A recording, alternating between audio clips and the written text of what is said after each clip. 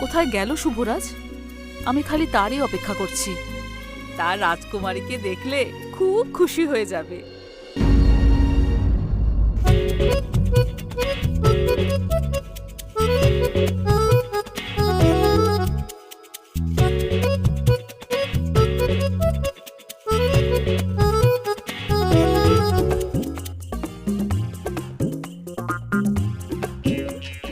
এ বুড়ির পুরনো tape recorder আবার বাজতে শুরু করেছে।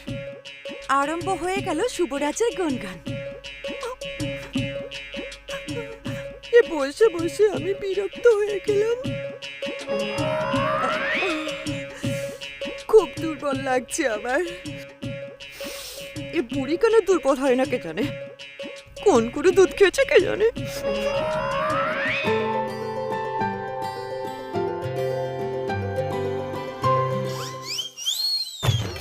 মা, আরে কিছু ভাব রে। এখান থেকে কি করে বেরোবো সেইটার কিছু একটা উপায় বের কর রে। না হলে বুড়ি তো পুরো রাত্রিটাই নষ্ট করে দেবে।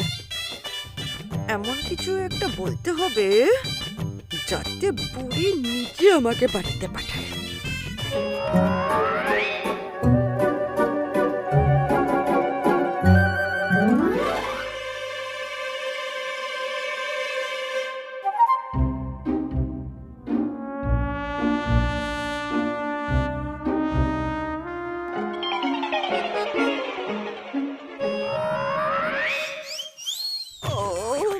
যা শুরু হলো।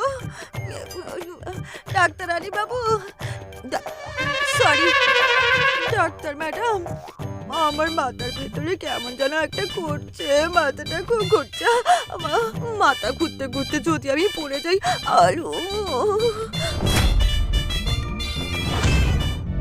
কি হয়েছে দিদি? ওই খুব দুর্বল লাগছে আমার, মাথার ভেতরটা খালি ঘুরছে। দিদি, তুমি কখন থেকে হসপিটালে আছো? ঠিক মতো খাওয়া দাওয়াও করনি, তাই জন্যই তোমার এরকম হচ্ছে। তুমি একটা কাজ করো, তুমি গিয়ে একটু রেস্ট নাও। হ্যাঁ রমা, পবিত্রা ঠিক বলেছে, রাতও অনেক হয়েছে। তুমি আর বিলাস বাড়ি গিয়ে রেস্ট নাও। সেরকম হলে অরুণ আর কুন্দন তো এখানেই আছে, আমরা সামলে নেব। কি করবো মা, এই যে তোমাদেরকে একা ছেড়ে যাওয়ার একদম আমার ইচ্ছা না। ও মা গো, কত দুর্বল লাগছে আমার।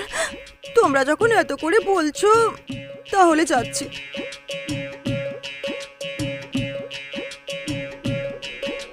মা, যদি কিছু দরকার হয় তাহলে আমাকে ফোন করো, আমি পৌঁছে যাব। ঠিক আছে।